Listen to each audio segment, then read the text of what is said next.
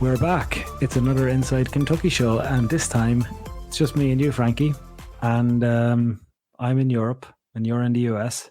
And the title of this episode, as I saw the notes and as I saw the planning of the Inside Kentucky series, I saw the Europe versus the US, and I thought it's great for the sport when you think like golf and Ryder Cups and that kind of thing. It's great for the sport that this is a question again. It wasn't for a long time. When we came to Kentucky, we had that long run of Michael Young, Oliver Townend. Even before that, you had William and Mary King and Andrew. It was a while. It was all the way back to Philip, I suppose, in 2008.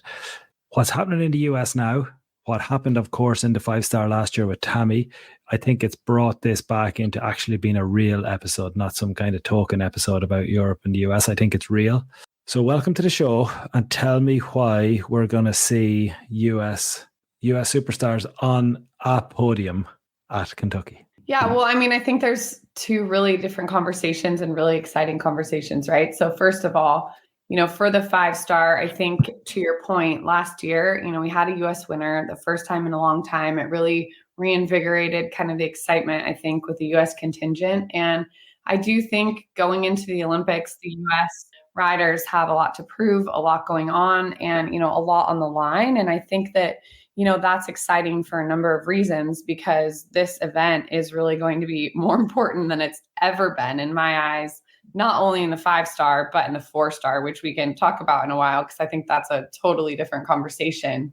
But in the 5-star, I mean, I think that, obviously you have some of the best in the entire world coming over, which is very exciting to see. And I think I'll let you talk about kind of those battles from a European standpoint. But I also think that there are a few horses in the field that can't be discounted, and a few riders in the field too, who have kind of a lot to prove at this Kentucky, and a lot more to prove than they even have in the past.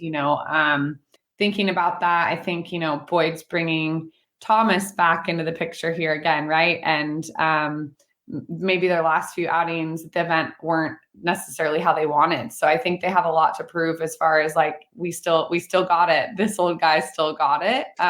One of America's little heroes. And then, of course, Philip has some really amazing horses right now. And I think he really wants to prove to the selectors that he'd like to go to one more Olympic Games.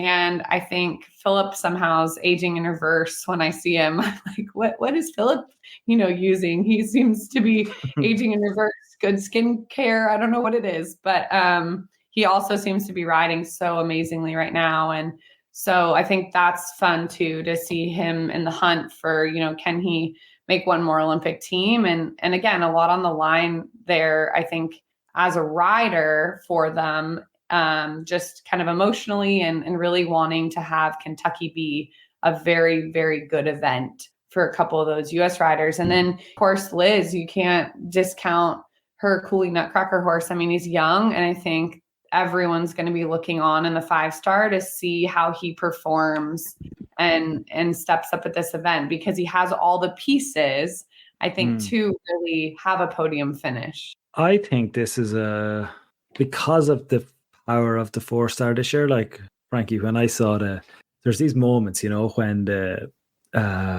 entries come out, and then the entry lists are always fun to watch, but one of the fun moments in Equestrians is when they go through the system, and then Georgia sends us a link, which is essentially the entries, but they're in the prediction center. And that's when you see the entries, but they're lined up with their win chances. And it's like a shortcut way of being like, okay, show me the entries, but my eyes are going to be drawn to like the top, 5 or 6 in each class. So I saw the 5-star, and at the time, Ros Cantor and Iselot were in the 5-star. They've subsequently chosen badminton. They're in the badminton conversation now. And Cooley, Rosalind and Oliver are here. So at the top of the 5-star, you had Banzai Little War for Yaz Ingham, the Protoni world champion. You had JL Dublin with Tom McEwen, who JL Dublin, of course, being the European champion with Nicola Wilson. And then Tom, of course, 5-star winner. And then Oliver, a 7-time 5-star winner, 3-time Kentucky winner, coming back on a horse that was about to win Maryland until he didn't, and then is back now for Kentucky. So you've got all this narrative kind of happening at the top of the 5-star. Yeah, I mean, I think to your point though, like that's why the 5-star is so exciting, and I'm so excited to talk about the 4-star that I'm having to curb my enthusiasm. So I'm gonna wait. No, I don't think you should. I agree. Okay, I won't. I mean, but focusing on the 5-star for a minute so that we don't jump around so crazily with all my ADD. But the 5-star, I think the story this year to me is that you have all these people, like to your point, Ollie, he should have probably won Maryland, and then the rails came down. So he's going to be more eager, you'd have to think, than ever to seal the deal this time coming back to America. And then you have Yaz, who had a very uncharacteristic stop. I mean, you have all these narratives playing out. You've loads of them, don't you? Yeah. And I just think that every single one of them at the end of the day is almost the same. That these people, no matter who they are, no matter if you say it's Yaz and her stop, Tom almost winning, but not, Tammy holding him off. You have Ollie who had rails at Maryland, like, Boyd who came off Thomas, all these things. These people are all each individually more hungry than ever to win this one event. Yeah. And I think we're going to get to see that all unfold together in the 5, which to me, and also it being an Olympic year, it's pretty exciting, the 5 in itself for that. But you put any of those in, okay? So you go through that storyline, as you say, no matter which one, pick one of those 5, like, even if you were to include Liz in that. And I think Liz feels, from a prediction center point of view, let me just confirm it, but they're not a million miles away. Like Cooley Nutcracker is one of the top rated young horses in the world, but they're going up. Like, it's just the only reason that they're not higher up is they're going up against, as we say, kind of world champions, European champions, multi 5-star winners. But whichever one, you could pick one of those out of a hat. And as I think your mind works like mine, where you're constantly seeing stories. So I was looking at that 5-star field and I was like, that's great. Kentucky have their story. They've got their world number 1 going. They've got their world champion going. They've got the European, again, we've gone through it. They've got Liz on the young horse. There's a couple horses that are doing the 5 that we haven't seen in a while, but you even look down the prediction center a little farther and you have Ariel Grauld and Lemur's Master Plan. That's another great story. Like, he is a machine cross country, and he really hasn't gotten to get out and get after it since Pertoni, where he was the highest placed American combination with her. So, and, she was left as the alternate. There's just so many things again here looking down where I think they could really shine. You have Jenny Brannigan in the mix, and she's put in so many great cross country rounds around Kentucky lately. Yeah. It just goes on and on. Doug and Quantum Leap. Like, I think if you're to what's your weather sitch? Is it just perfect? The weather.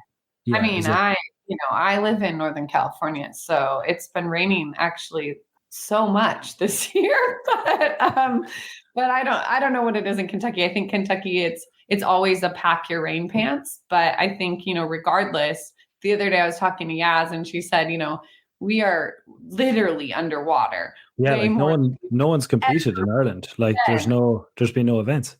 Right. And all I could think, you're guaranteed the weather's going to be better than that. So I think right now it is pretty great in Kentucky as of late. And I think, it can be a little chilly. And I think it has been. But the ground, even just a horse. The ground is generally good. They need some rain and they've gotten it. So I think So it's not going to be. Yeah, you're not going to get the bottomless. You're not going to get the badminton essentially that we had last year, which that type of weather conditions or that type of track can allow. Well, it just opens up a bunch of more options, Exactly. Exactly. It puts time penalties on some of the superstars. Like when it rains in F1, it opens the door to people that weren't going to win, right? Exactly. Here's where I went though. When I went through those two, so I saw that 5-star, and I thought, prediction center, it's going to be great. We've got a great 5-star. But for the first time at one of the superstar 5-stars, because the only other one really that challenges this, I actually thought Marilyn did a really good job last year when actually me and you watched it together. We watched I hadn't seen you for a bit, and then we stood and watched Caroline become the US champion, didn't we? We watched that together, where we watched that. Yeah. I thought they did a really good job at having at having two classes at having another class at a 5-star class. Lemulin have it a little bit where they've got that big, a lot of their top horses will do the German national championships, but Lemulin 5-star, and until last year, Maryland 5-star, but I would say last year was pretty exceptional there. But Lemulin is not the same as Kentucky. And the history of Kentucky has always been associated with the 5-star. The same with Badminton and the same with Burley. And that three have been the 5-star of the sport. Like even the thought of introducing a 4-star, I think, is something that will have been a difficult decision for EEI to bring that. It's a brave decision. And the first, do you remember the first year of it? Like there was a lot of people came off in it. It was a tough 4-star. I remember. It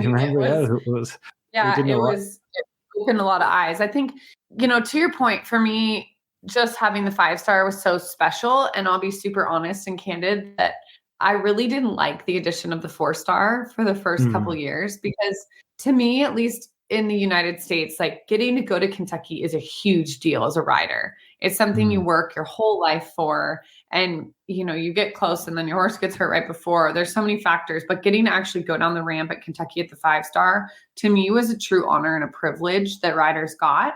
And at first, honestly, I felt like it was taking away from that, because it was letting all these people who hadn't had to wait that long and go through all the steps go and do that. And in a way, them all being like, oh yeah, I'm riding at Kentucky. It didn't feel the same to me, and it took away from it. And I was a little like deep down, like, I don't like this. And I felt that way for the first couple years. And then last year, I felt like it was a really good competition. And I was like, okay, maybe I'm getting behind this idea.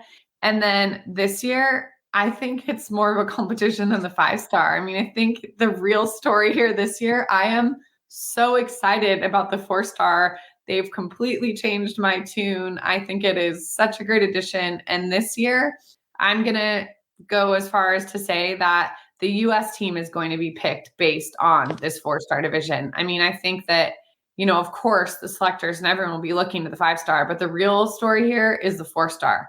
You've got last year's American winner in My Bomb and Tammy in the 4-star. You got Mixmaster C in the 4-star. You got Chin Tonic. Bless the poor people who they're doing their first 4-star at Kentucky this year, because if you finish 10th among this field and you're one of the young guns, like, you are doing a great job, because this is no joke, this competition. It is, I think, the best competition-wise we've seen in the U.S. in many years, in terms of everyone going head-to-head, the best of the best. And at the end of the day, I think based on this, it's going to give the selectors a tremendous amount of clarity of who they're sending. If you could design, firstly, I completely agree on almost everything you've said. I had a little reticence around the 4-star, but I also was very conscious of the way the sport was going. And there was, and we had seen it with ERM in the UK, where you had this very special Badminton Burley level and nothing really came near that. And then Event Rider Masters, while that was going, you got to see this kind of razzmatazz, shorter format. It's still a very difficult competition, because the time at 4-star short is a very difficult thing to achieve. So we'd seen a little bit of the fun that was happening at 4-star short, and it happened in the US as well. Outside of Event Rider Masters, we saw some great 4-star shorts. But if you were to design a competition, Frankie, and you were to say, we're going to take the best horses in the US, we're going to bring you to the Jewel in the Crown venue, that is Kentucky, and we're going to let the 5-star happen. But on that day, like when all the crowds are there, we're going to do a battle royale to see who goes to the Olympics. Yeah. And sure, Bobby and the crew, they have got to say, look, the Olympic selection will happen on things that are not just this. And that's because that's what they have to do, because they're in kind of governance role. They're in governance roles. So they can't say, like, we're just going to watch a battle royale. But this is it. Like, as a fan, we get to experience sport in a different way than governance and all the rules-based element of it. We get to see them all come together.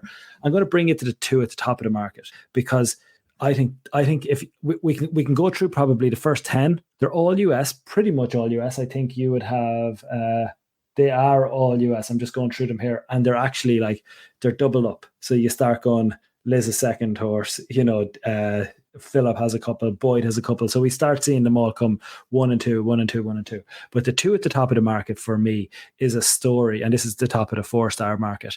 This is a story for the ages, I think. It's, as you say, it's last year's 5-star winner. It's My Bomb. There's way more than just being the Kentucky champion. For me, it's a lovely part of the story. But I actually had a chat with Eric Markell and Ellen, My Bomb's owners, about a month or so ago.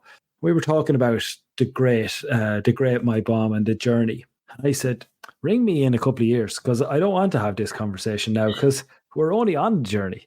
I don't think Kentucky was the cherry on top. Like, we've got a job to go and do at Kentucky this year and a job to go and do in Paris. So there's no cherry on top. Like, it's nothing, like, this is a Kentucky winner, sure, but loads more to go. And then I also met Will Coleman's owner in Gothenburg this year.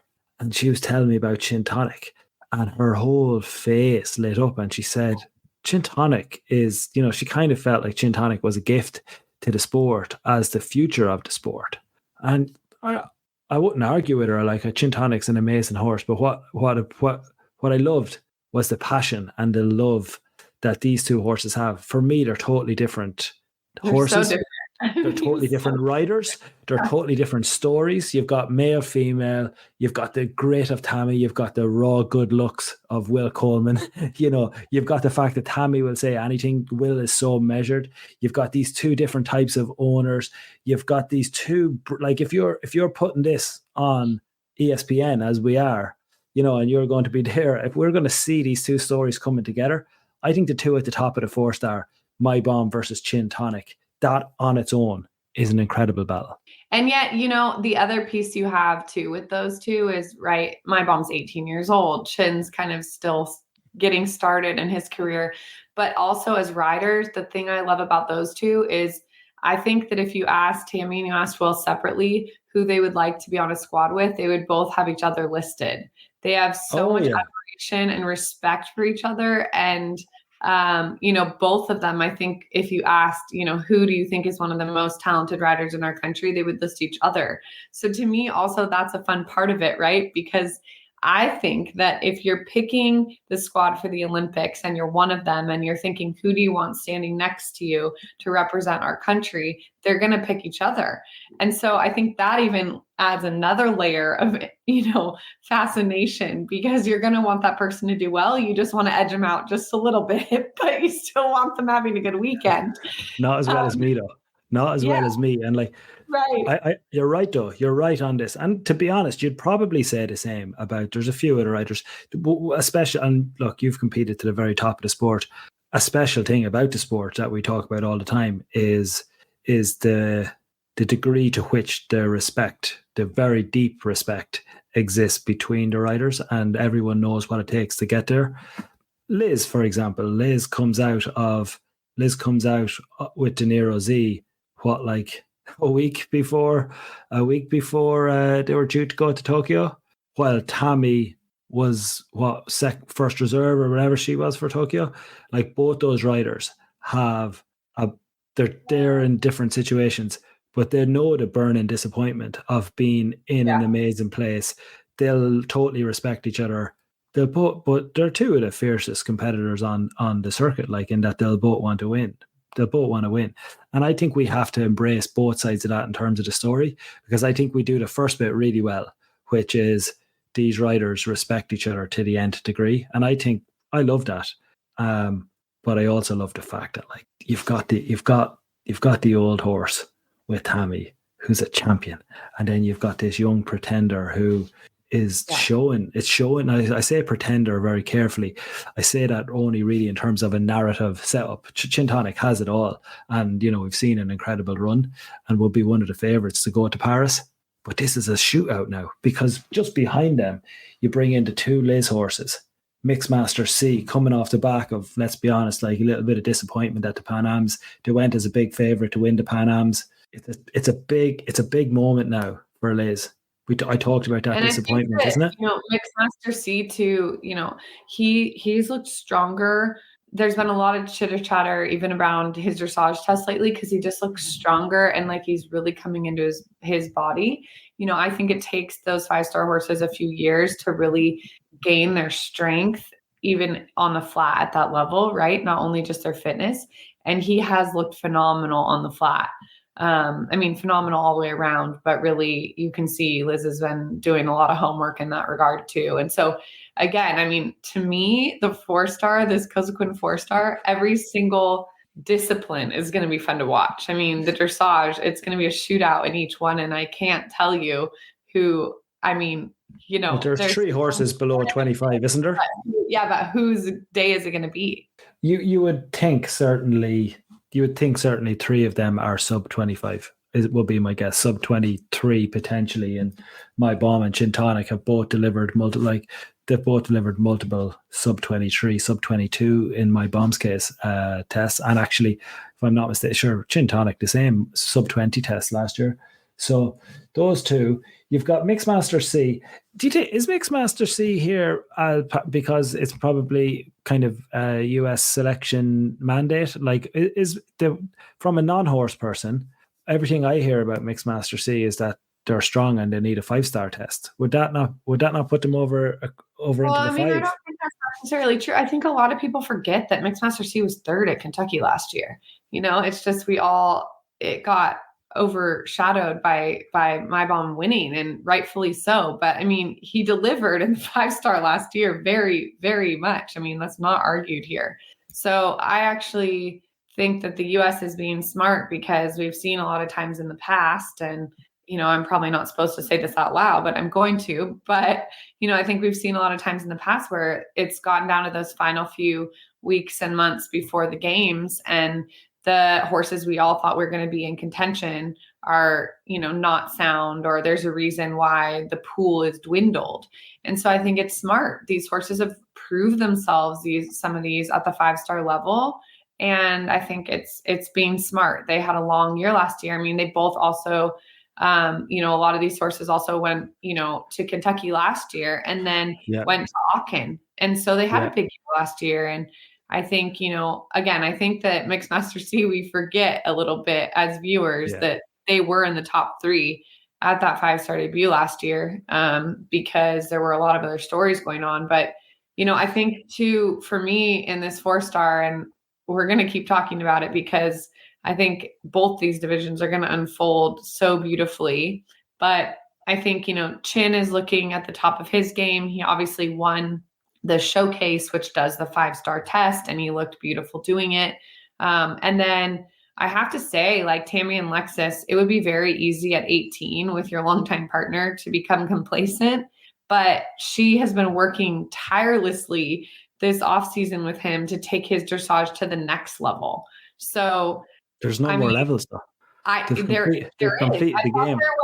thought there wasn't also, but I can tell you from seeing him recently, there is. Really? There's one more level. And she's been putting in the work to do that. And so to me, that is interesting in itself, right? Like, how do you take your 18-year-old partner and not just say like, we're good enough, but she's dedicated to, if they get this shot and they punch their ticket to the Olympics, to not just being good enough, to trying to really rally for a gold medal. And she is putting in the work with him to try to do that. It's not a pipe dream. It's not a pipe dream that's what I said to Eric when I was talking to him. It's not some kind of wild owner statement that My Bomb could win gold in Paris, but equally, it's not some wild owner statement to think that Chintonic could win gold in Paris.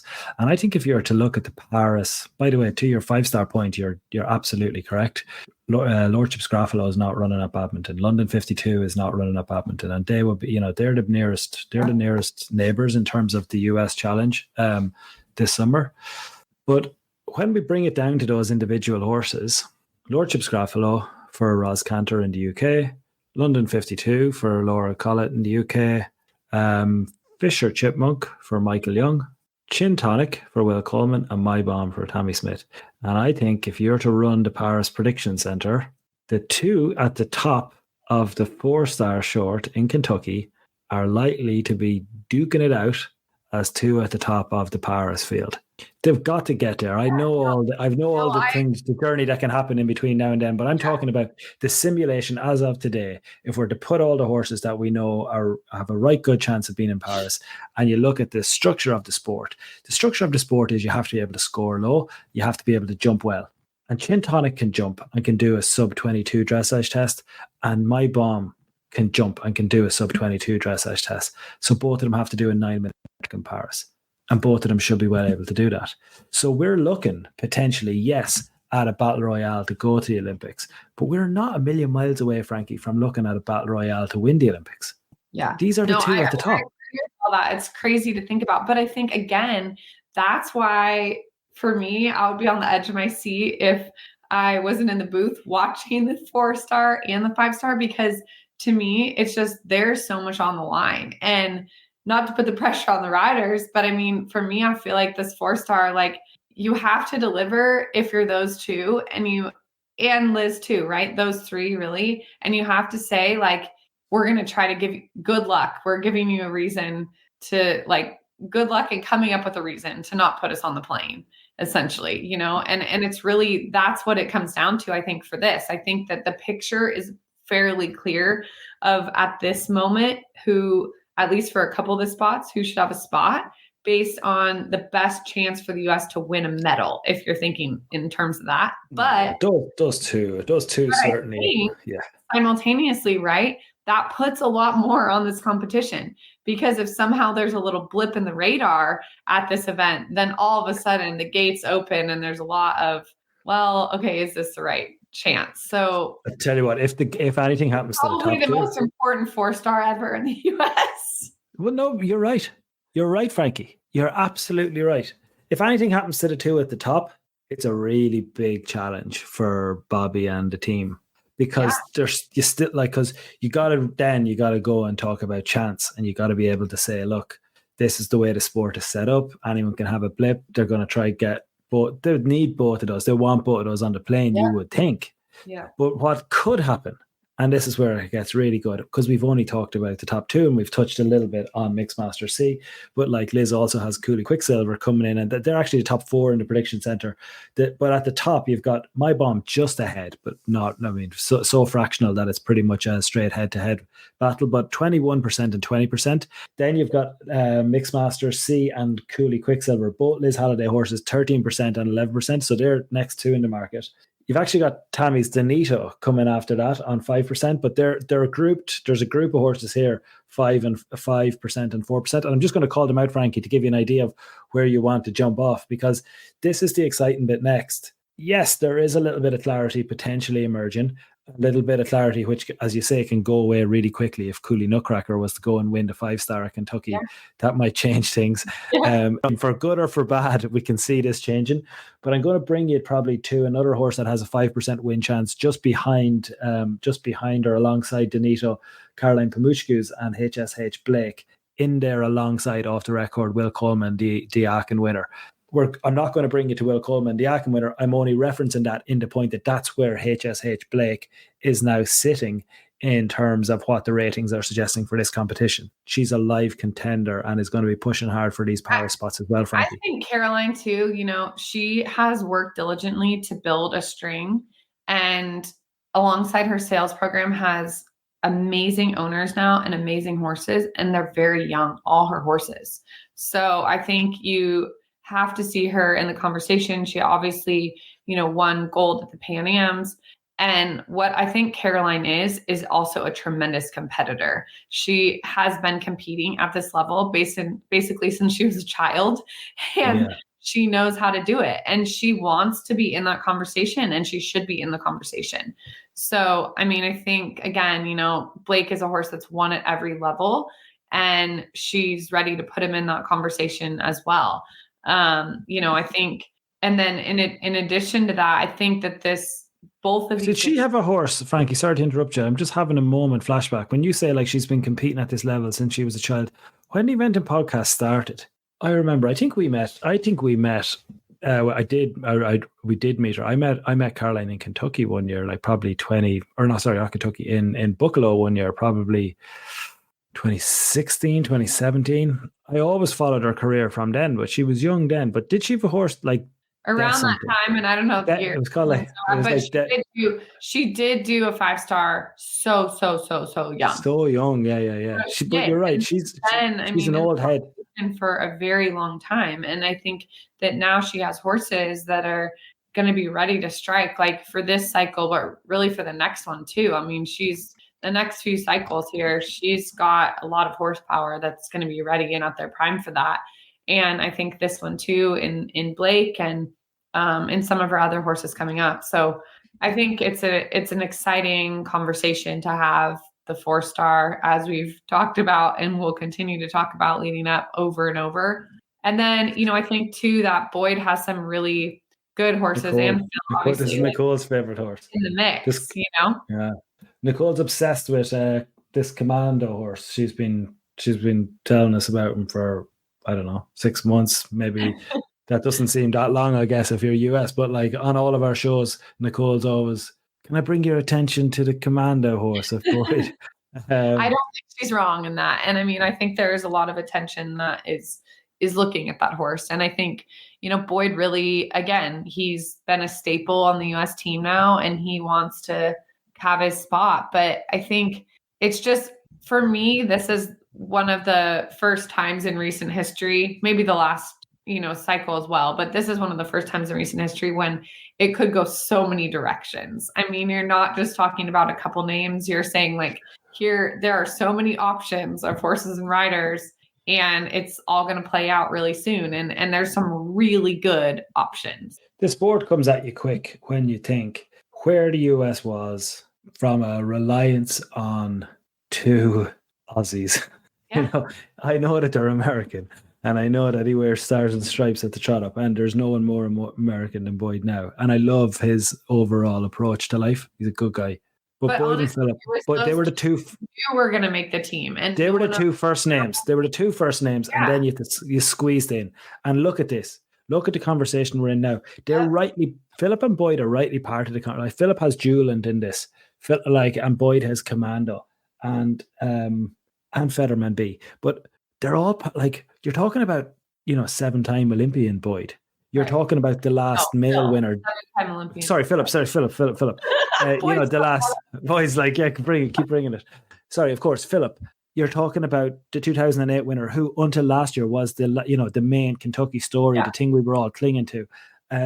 What's amazing is they're still there. It's not like they've gone away and other people have replaced them. It's just that the US over a 5 or 6 year period have brought the rest. They've brought Caroline Martin, and they've brought the others up to join them. And now we've got 6. And actually we've passed out the Aussies. The Aussies are gone away. Like, Boyd would be laughing if he was trying to get on an Aussie team now. He'd have a much better chance to get on an Aussie team now. Philip the same. They probably would get brought on an Australian team. They're not going to get brought on this US team if they don't step up and stay at that top level between now and then. Yeah. It's a class situation for the US. It really is. It's a class situation. You love to think too, and again, you try, I think, each time as a selector to look at the group you have and make the best choices you have. But you have to be very candid in addressing the elephant in the room. That last time, I mean, Lexus and Tammy were left off as the alternates, and they were probably the best shot at delivering on the flat and getting close to medal contention.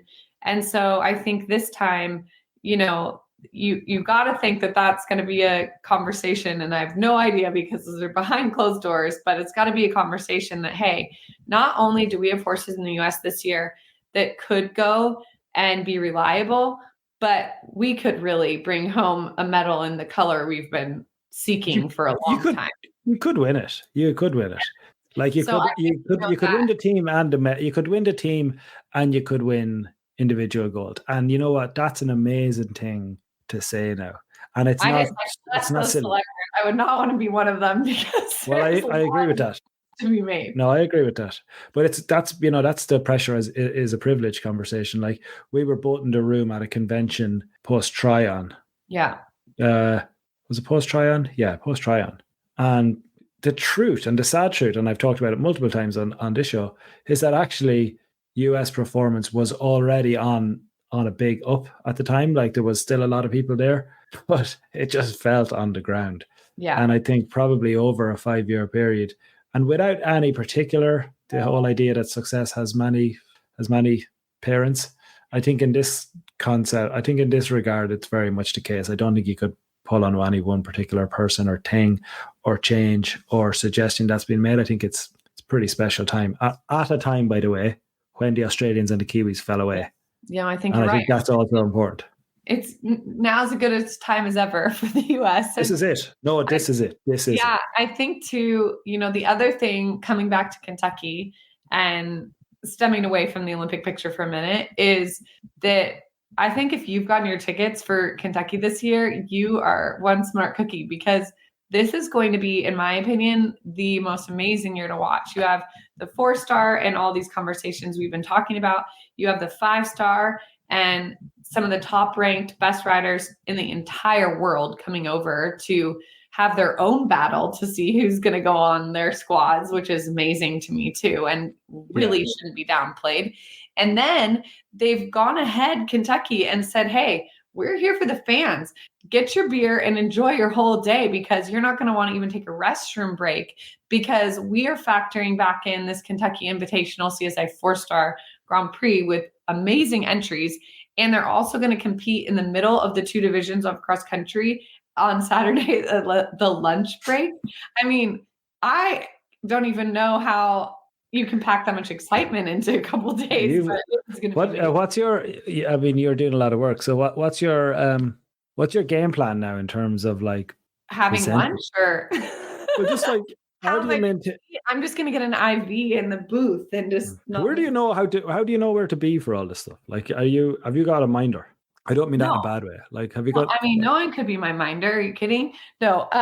So Sinead and I are really excited to be leading the 4-star broadcast again this year. And so we're going to be in the booth trying to curb our enthusiasm a little bit and not just act like little kids who are getting to see their, favorite celebrities, because I think that's how exciting the 4-star is to me. And then I'm doing my usual role, kind of sideline reporter with John Kyle, and Sinead will be in with him for the 5. So I get to be out mingling with the friends for that. Yeah. And then, the 4-star, or excuse me, the Invitational will actually have its own crew, because we didn't know, obviously if things go long or something with that being on Saturday midday, is it going to overlap? Who knows? Okay, fair enough. So, but the other exciting thing is that USCF has done an amazing job in trying to increase our coverage here. So this year we're swapping over to ESPN from NBC, and I think there's a lot of really exciting things that come with that. So it's a different year. It's going to be really fun to watch it all unfold. Would you like a little collector's item for the sport, a general to know? It is back to the 5 for a moment. You could be the one to break this if you want. Like you could maybe drop this in one of your little post-match interviews. This is Oliver's 100th 5-star start. How's that even possible? I mean, he's not that old. I mean, how, even if you were competing at the level since birth, is that possible?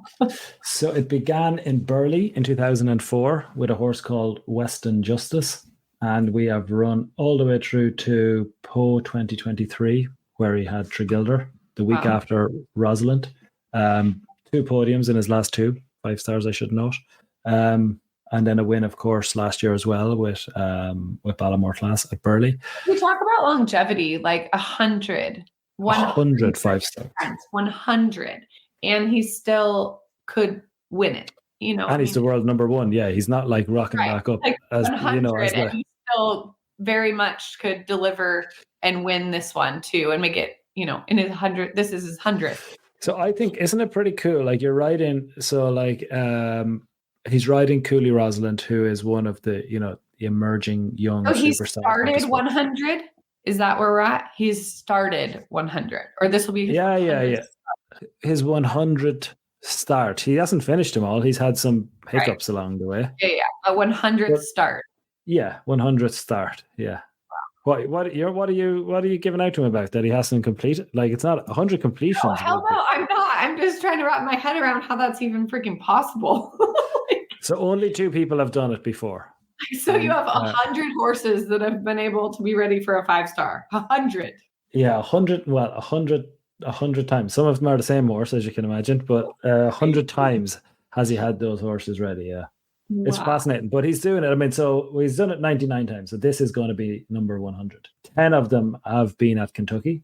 30 of them were at Burley, by the way, I should say. And yeah, he's arriving this year with as we say, with Cooley Rosalind. But it's a reminder, again, just picking. You can honestly, you can pick whatever narrative you want in that 5-star, and we've talked a lot about the 4-star. We've talked a lot about the Olympics, but to be honest, isn't it amazing that we can do a show about Kentucky and a 5-star? It's not an after story. It's just that it doesn't really need us to tell you too much about a world champion takes on a European champion, takes on the world number 1, takes on one of the hottest young properties in Cooley Nutcracker for Liz Halliday from the US.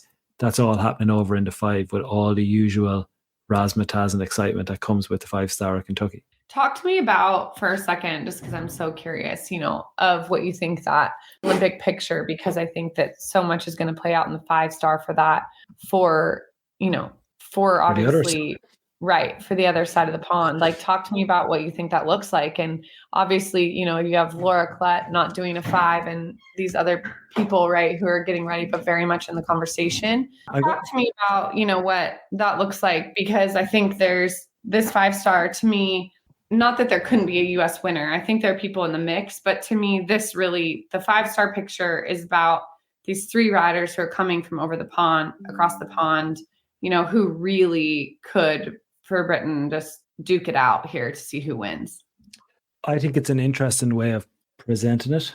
It feels to me, it's a really good question, Frankie, but it feels to me like a little bit more that, like, if you think that there's no horses guaranteed, but what I will tell you, in the same way as we know that My Bomb and Chin Tonic are 2 superstars of US sport, Lordship's Graffalo is a superstar of Britain and probably the world. The badminton winner doing handstands, the European winner.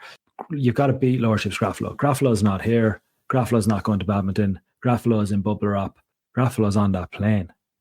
They're going to try and win Paris. Well, and you got to think London 52 is going with right. It. London 52 is a 3-time 5-star winner, holds the records for low finishing scores. Look, you got to think London 52 is going, which really leaves you at 2, if on the basis that both of those make it. And if we're honest, like, there's enough talent across the UK right now that you could pick a lot of different versions of this, but Banzai de la War is pretty close to a lot of people's list. Yeah. The world champion, doesn't disappoint, but has had mishaps.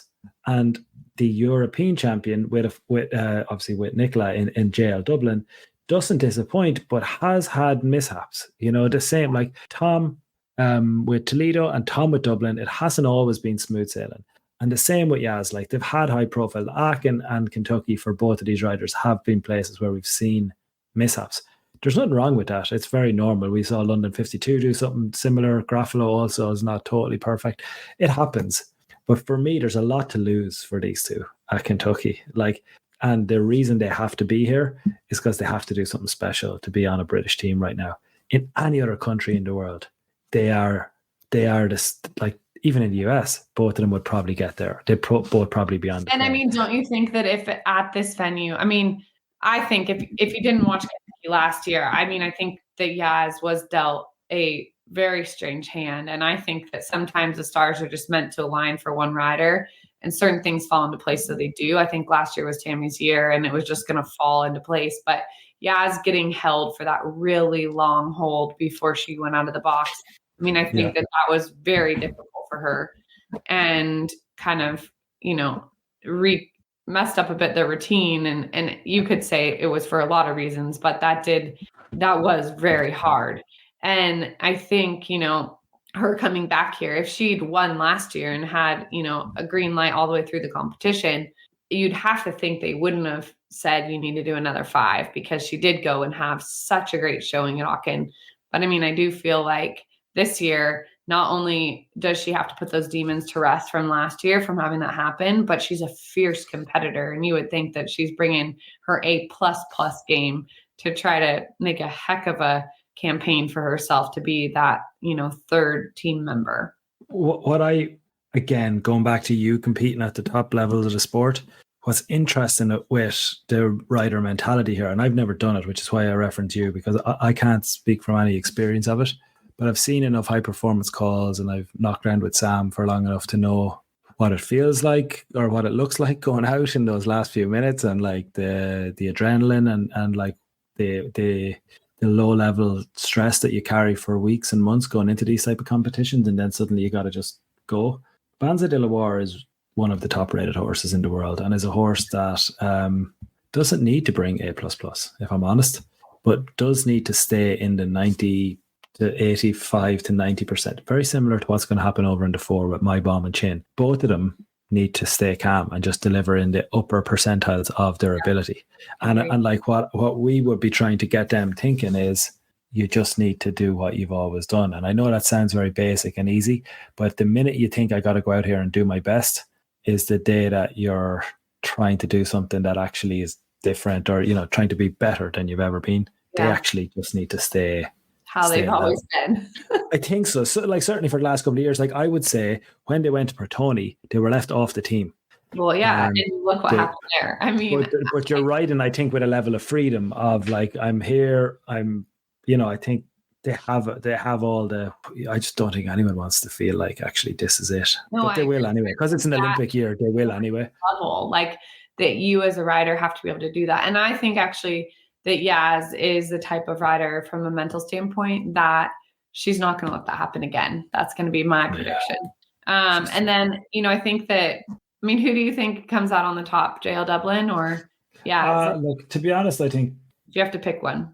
I think Yaz is. If I'm honest, I think Banza de Loire is a machine, and I think the Aachen win for me showed that